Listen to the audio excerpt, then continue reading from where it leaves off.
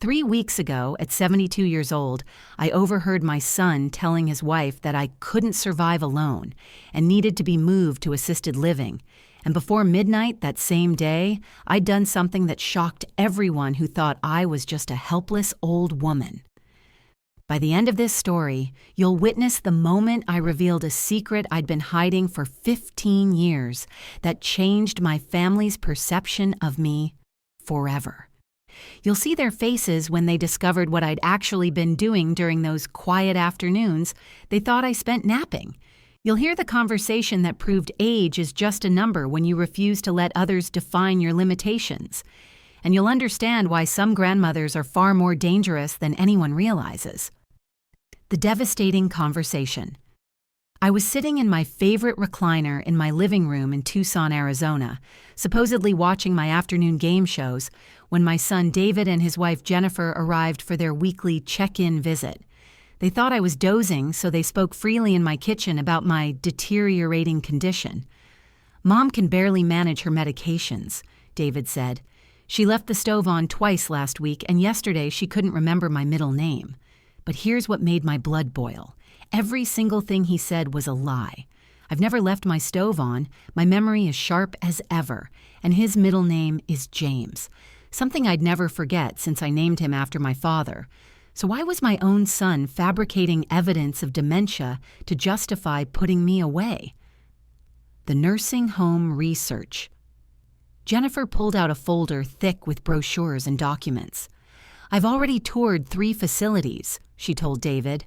"Sunset Manor has an opening next month, and with her Social Security and pension, we can just afford the monthly fee." They'd been planning my imprisonment without my knowledge, researching facilities, checking availability, and calculating my finances.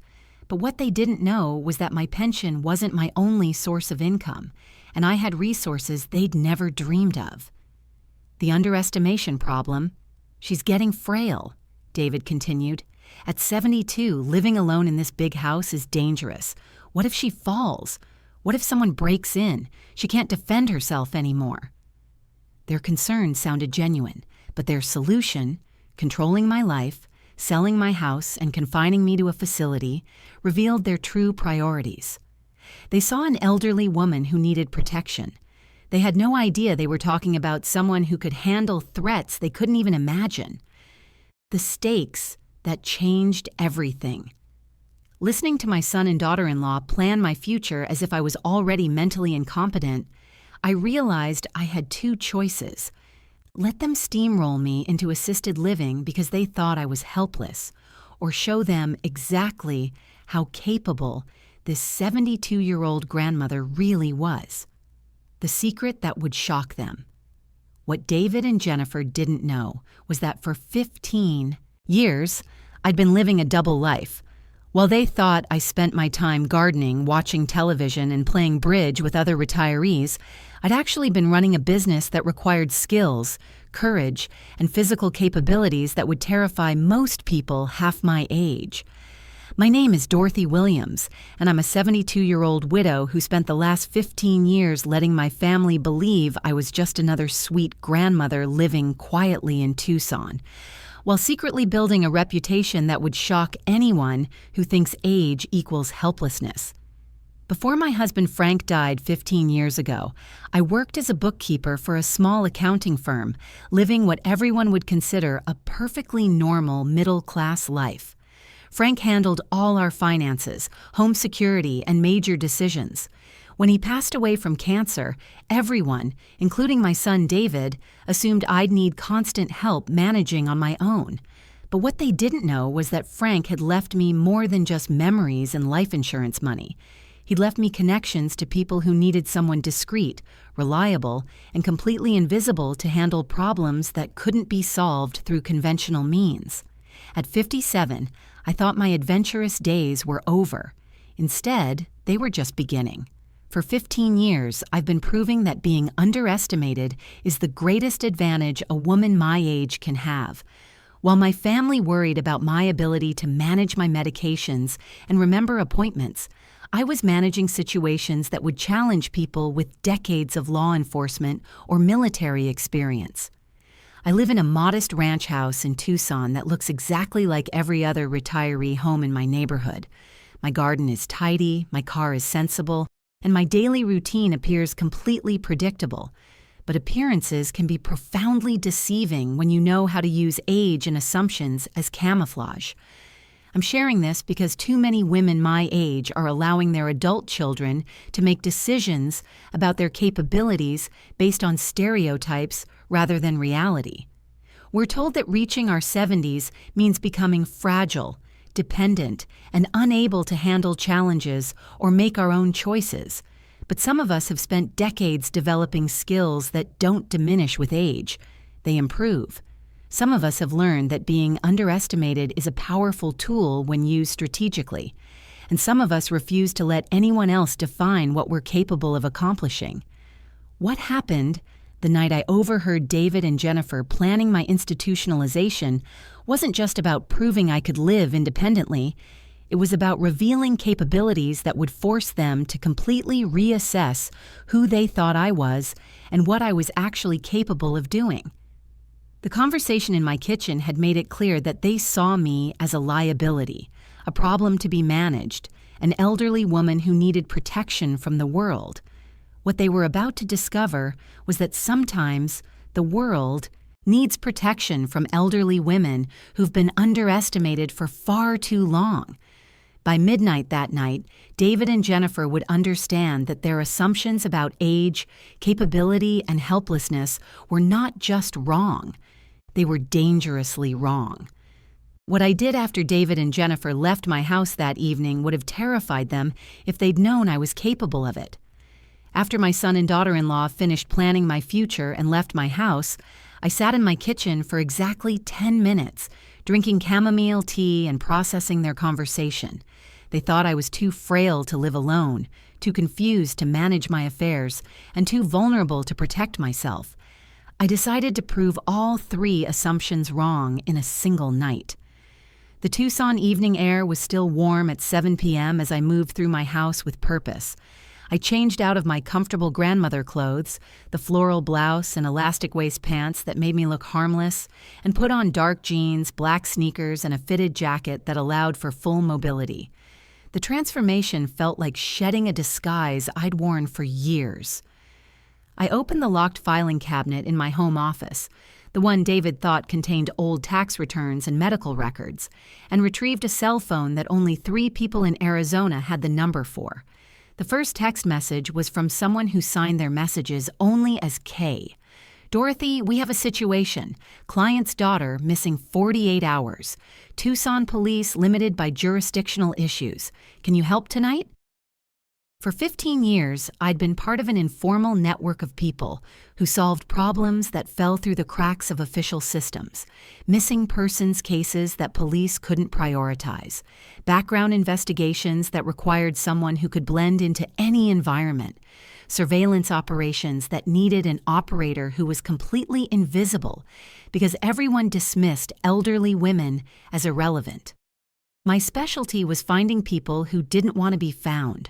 Runaway teenagers whose parents had exhausted police resources, elderly individuals who'd wandered away from care facilities, adults who'd disappeared into domestic violence situations or addiction crises.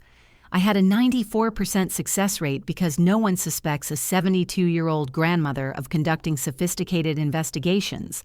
I loaded my grandmother purse, a large, innocent-looking handbag that actually contained GPS tracking devices, a tablet with facial recognition software, emergency cash, and communication equipment that looked like hearing aids but were actually two-way radios. Everything appeared to be typical senior accessories, but each item served a specific investigative purpose.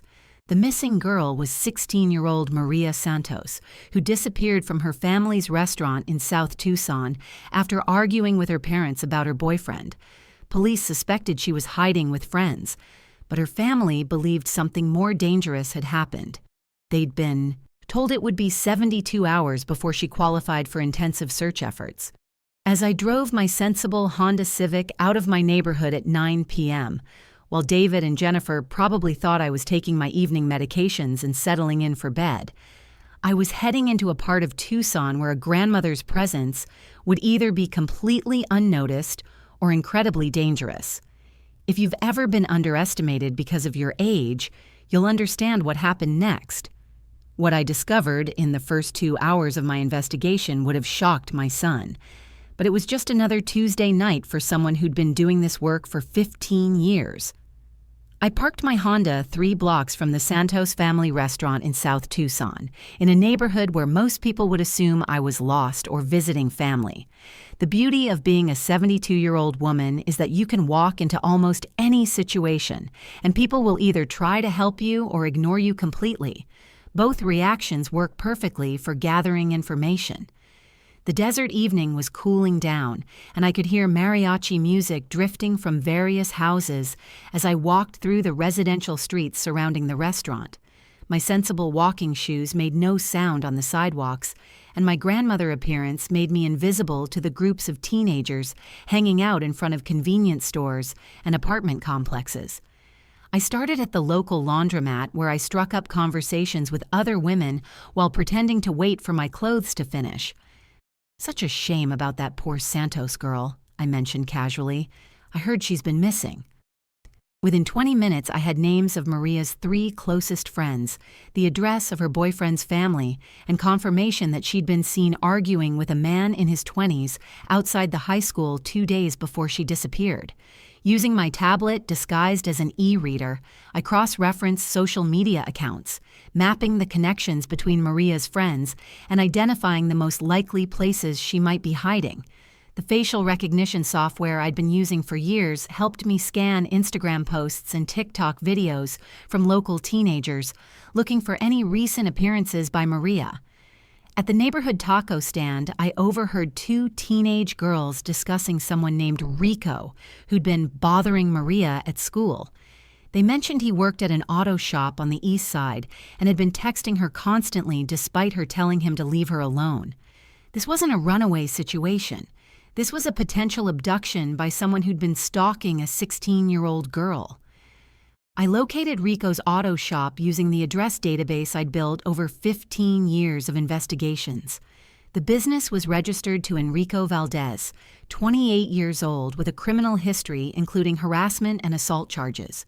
More concerning, his social media showed photos of expensive jewelry and electronics that didn't match the income from a small auto repair business. I positioned myself in my car across from the auto shop, using equipment that appeared to be typical senior accessories: a large purse with hidden cameras, reading glasses with built-in recording devices, and a thermos that was actually a communication device. To anyone watching, I looked like a grandmother who'd stopped to rest during an evening drive. That's when I saw Rico's pickup truck pull into the shop's back lot at 11 p.m., and there was definitely someone else in the passenger seat, someone who appeared to be struggling. What I witnessed in that auto shop parking lot required me to make a split-second decision that would either save a girl's life or put my own in serious danger. Through my car's tinted windows, I watched Rico drag a clearly distressed teenage girl from his truck toward the back entrance of the auto shop. Even in the dim parking lot lighting, I could see it was Maria Santos, and she was definitely not there voluntarily. Her hands appeared to be restrained, and she was struggling against Rico's grip while he forced her toward the building. My heart was pounding, but my hands were steady as I activated the emergency communication device hidden in my purse. The desert night was quiet except for distant traffic noise and the sound of metal doors slamming at the auto shop. I could smell motor oil and gasoline from the repair bays, mixed with the dusty scent of the Arizona evening. I had 3 options: call 911 and hope police arrived before Rico could move Maria to another location, attempt to create a distraction that would allow Maria to escape, or use skills I'd developed over 15 years to handle the situation directly. Given Rico's criminal history and the isolated location, waiting for official help could be fatal for Maria. I grabbed the aluminum walking cane I kept in my car, not because I needed it for mobility, but because it was an excellent weapon that no one would ever suspect. I also activated the personal alarm system that appeared to be a medical alert device, but was actually connected to my investigative network. If anything happened to me, backup would arrive within minutes. I walked directly to the auto shop's back entrance, moving with the confident stride of someone who belonged there. When Rico opened the door to my knock, he saw exactly what I wanted him to see: a confused elderly woman who was probably lost. "Excuse me, young man," I said in my sweetest grandmother voice. "I'm looking for my grandson's car. He said it was being repaired here, and I'm supposed to pick it up." While Rico was trying to process why a 72-year-old woman was at his auto shop at 11 p.m., I used the moment of confusion to assess the interior layout, locate Maria, who was tied to a chair near the back wall, and identify potential weapons and escape routes. Rico was clearly under the influence of something, which made him dangerous but also slower to react. When Rico turned to tell me the shop was closed, I used my walking cane to strike the pressure point behind his knee, a move I'd learned from a former military investigator who'd trained me years earlier. Rico dropped immediately, more from surprise than pain, giving me the seconds I needed to reach Maria. But as I was cutting Maria's restraints with the utility knife hidden in my purse, I heard footsteps approaching the auto shop's front entrance. Rico wasn't working alone. The moment I realized Rico had accomplices was when my 15 years of investigation training became a matter of life and death for both Maria and me. I heard at least 2 male voices approaching the front of the auto shop, speaking in rapid Spanish about moving the girl tonight. Maria was conscious but clearly drugged, able to walk but not quickly enough to escape before Rico's partners discovered our situation. I had maybe 90 seconds to get us both out alive. The auto shop smelled of motor oil, metal, and fear. I could hear Rico groaning as he tried to get back on his feet, and the approaching footsteps were getting closer to the front entrance. Maria was whispering, "Thank you," in Spanish, while leaning heavily on my arm. My grandmother disguise had gotten us this far, but now it was going to be speed and strategy that saved us. I had activated my emergency beacon when I'd entered the building, so law enforcement backup was approximately 8 minutes away. But Rico's accomplices would discover us in less than 2 minutes, and a drugged teenager and a 72-year-old woman couldn't outrun 3 younger men in an unfamiliar location. I spotted an oxygen tank used for welding near the garage bay, along with several heavy wrenches and a hydraulic jack. Years of investigation work had taught me that ordinary objects become defensive weapons when you understand leverage, pressure points, and timing. I positioned the oxygen tank near the front entrance while helping Maria toward the back exit. Using my cell phone's flashlight and a small mirror from my purse, I created flashing lights near the front windows that would look like police car strobes from outside. The voices at the front entrance became agitated. They thought law enforcement had already arrived. I called out in my strongest grandmother voice, "Police are surrounding the building. Come out with your hands visible." My years of community theater in my 60s had taught me projection and authority. To men who were already nervous about their criminal activities, an unexpected voice claiming police presence was enough to create panic. While Rico's accomplices argued about whether to run or investigate the police presence, I helped Maria through the back exit to my Honda. She was becoming more alert as the drugs wore off, able to move faster and follow instructions. I had her lie down in the back seat while I drove us away from the auto shop. According to the National Center for Missing and Exploited Children, 89% of successful missing person recoveries in the first 24 hours involve civilian assistance rather than official law enforcement. As I drove Maria to safety, I could see police cars arriving at the auto shop. My emergency beacon had worked perfectly. Rico and his accomplices were being arrested just as Maria was safe enough to call her family and tell them she was coming home. But the most important call I made that night wasn't to the police or Maria's family. It was to my son David at 11:47 p.m., to tell him exactly what his helpless mother had been doing while he thought she needed assisted living. Silent moment.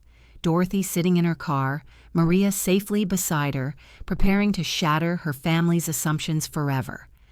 After 15 years of letting my family believe I was just a harmless grandmother, the time had come to reveal who I really was. At 11:47 p.m., I called David from my car while Maria was reuniting with her sobbing parents in the Santos family restaurant parking lot. "Hi, sweetheart," I said in my usual grandmother voice. "I know it's late, but I wanted you to know that your concerns about my safety are completely unfounded." "Mom, are you okay? It's almost midnight. Where are you?" "I'm in South Tucson, honey. I just finished rescuing a kidnapped teenager from a human trafficking operation. The police are arresting 3 men right now based on evidence I gathered during my investigation tonight." The silence on David's end of the phone lasted so long I thought the call had dropped. "Mom, what are you talking about? You don't, this doesn't make sense." "David, for the past 15 years, while you've been worried about me managing my medications and remembering appointments, I've been running a private investigation service. I've found 47 missing persons, assisted in 23 criminal investigations, and helped solve cases that official law enforcement couldn't prioritize." I could hear Jennifer's voice in the background as David repeated what I'd told him. Their shock was audible even through the phone. "The conversation I overheard this afternoon about assisted living made me realize you have no idea who I actually am," I continued. "You see a 72-year-old woman who needs protection. I am a 72-year-old woman who provides protection to people who have nowhere else to turn. When you come over tomorrow, I'll show you the filing cabinet full of case files, the testimonials from families I've helped, and the news articles about investigations I've assisted with. You'll meet Maria Santos, whose life I saved tonight while you thought I was too frail to live alone. Son, I appreciate your concern about my welfare, but I need you to understand something. I'm not the helpless widow you think I am. I'm a professional investigator who happens to be your mother. The question isn't whether I can survive alone. It's whether the people who underestimate me can survive the consequences of that mistake." David's voice was barely a whisper when he finally responded. "Mom, how did you learn to do these things?" I smiled as I started my Honda and prepared to drive home to the house he thought was too dangerous for me to manage alone. 15 years of practice, sweetheart. 15 years of proving that age is just camouflage when you know how to use it properly. David and Jennifer arrived at my house at 8 a.m. the next morning, looking like they hadn't slept at all. Jennifer's first words were, "Dorothy, we need to understand what happened last night. David said you claimed to rescue someone?" I led them to my home office and opened the locked filing cabinet they'd always assumed contained old medical records. Instead, they found 15 years of case files, testimonial letters from grateful families, and photographs of me receiving commendations from various law enforcement agencies. My living room, where they'd had their conversation about my deteriorating condition just 24 hours earlier, suddenly felt different to all of us. David kept looking around like he was seeing the space for the first time, realizing that what he'd interpreted as a lonely widow's home was actually the headquarters of a successful investigation business. "Mom," David said, his voice filled with amazement and confusion, "why didn't you tell us? Why let us worry about your safety when you're obviously capable of things we never imagined?" I poured coffee for all 3 of us, the same domestic gesture I'd made thousands of times, but now it carried different weight. Because, honey, being underestimated is the greatest professional advantage I've ever had. When people see a 72-year-old grandmother, they don't see a threat, a competitor, or someone worthy of suspicion. Jennifer was reading through testimonial letters from families whose missing children I'd found. "Dorothy, some of these cases, they're dangerous. Aren't you afraid of getting hurt?" "Fear and caution are different things," I explained. "I take calculated risks based on experience and training, but I refuse to live a diminished life because other people are afraid of what might happen to someone my age." David was struggling to reconcile the grandmother he thought he knew with the professional investigator sitting in front of him. "But Mom, the assisted living discussion, We were genuinely concerned about your safety. And I appreciate that concern, I said. But your solution was to eliminate my independence instead of recognizing my capabilities. You saw problems that needed managing instead of strengths that could be celebrated. Over the next 2 hours, I showed them equipment, explained techniques, and shared stories from cases that had made local news over the years.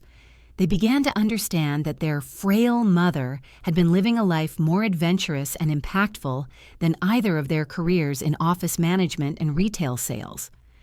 "So when you said you couldn't remember my middle name yesterday," David began, "I was testing whether you'd actually been paying attention to our conversations or just looking for evidence to support your preconceived notions about my mental state," I replied.